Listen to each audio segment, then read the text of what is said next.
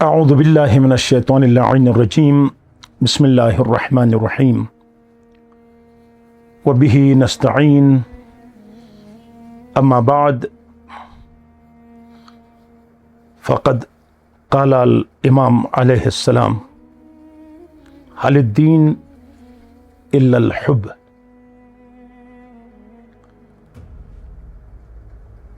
ناظرین محترم اور سامعین، السلام علیکم ورحمۃ اللہ وبرکاتہ۔ ہمارے معاشرے میں محبتوں کی کمی ہے،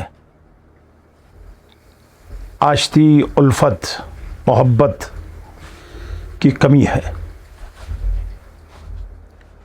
اور اگر دین کو خلاصہ کریں، کل دین کو، تو فرماتے ہیں کہ حل الدین الا الحب۔ کیا دین محبت کے علاوہ کوئی چیز ہے؟ حب محبت یعنی کل دین ہے۔ اسلام سلامتی، آشتی، محبت، مودت، پیار کا نام ہے دین۔ لیکن سازش کے طور پر اس دین کو اس وقت اس معاشرے میں بدنام کیا ہے۔ جب مولا سے پوچھا گیا کہ یہ دین، یہ محبت کیسے معاشرے میں پیدا ہوگی، الفت کا رواج، آشتی اور محبت کا رواج معاشرے میں کیسے آئے گا اور کیسے محبت پھیلے گی، تو مولا نے فرمایا کہ ثلاثۃ توجب المحبہ، تین چیزیں ہیں جو محبت پیدا کرتی ہیں۔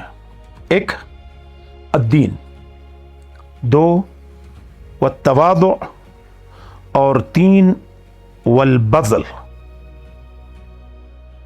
یہ عجیب چیز ہے۔ مولا نے فرمایا دین، تواضع اور بذل ہو اگر معاشرے میں، تو ہر طرف، ہر سمت و سو محبت پھیلے گی، آشتی ہوگی، محبتیں ہی محبتیں ہوں گی۔ کیوں؟ اور لوگ تو آج معاشرے میں یہ سمجھتے ہیں کہ دین میں دہشت گردی ہے، دین میں جنگ و جدال ہے، دین میں آپس میں لڑنا جھگڑنا ہے، اور یہ دین کا غلط چہرہ اس معاشرے میں پیش کیا گیا ہے۔ حالانکہ دین،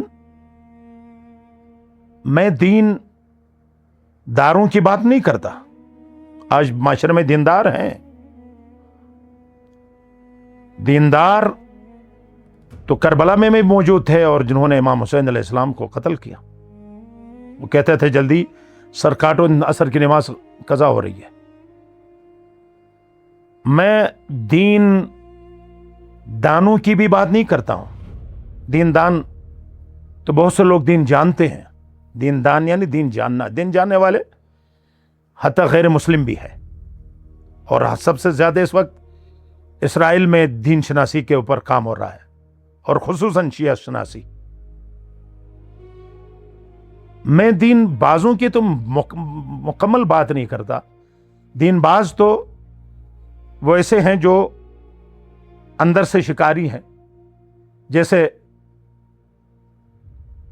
سلیمان پیغمبر کے زمانے میں جب اس ہرن نے شکایت کی کہ آپ کے دربار کے عالم نے میرے اوپر وار کیا ہے، تیر چلایا ہے، تو انہوں نے کہا یا نبی اللہ، یہ تو اجازت ہے، ہم شکار کر کے کھا سکتے ہیں۔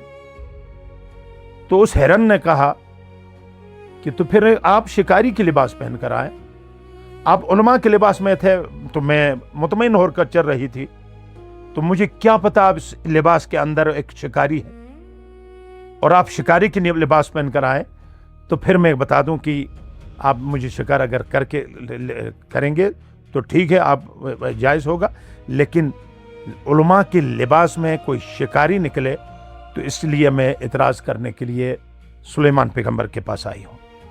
وہ دین باز ہیں، دین کو اپنے لیے استعمال کرتے ہیں۔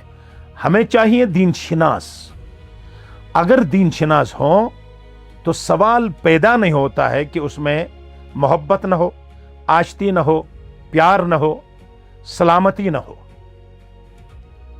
اور دوسرا کیا ہے؟ تواضع، فروتنی، عجز و انکساری۔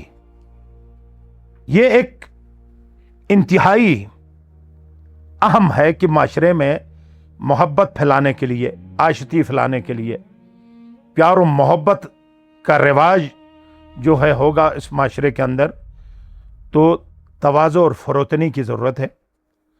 اور تیسری بات یہ ہے والبذل، اگر معاشرے میں خرچ کرنے والے لوگ ہوں، کنجوسی نہ ہو، سخاوت ہو، بذل کرنے والے لوگ ہوں، تو خود بخود معاشرے میں ایک محبت پیدا ہوگی۔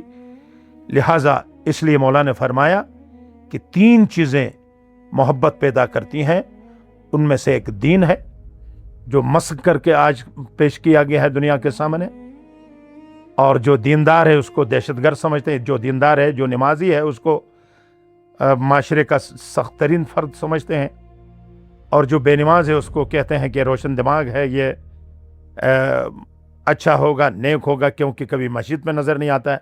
لہٰذا اس نظریے کو تبدیل کرنے کی ضرورت ہے۔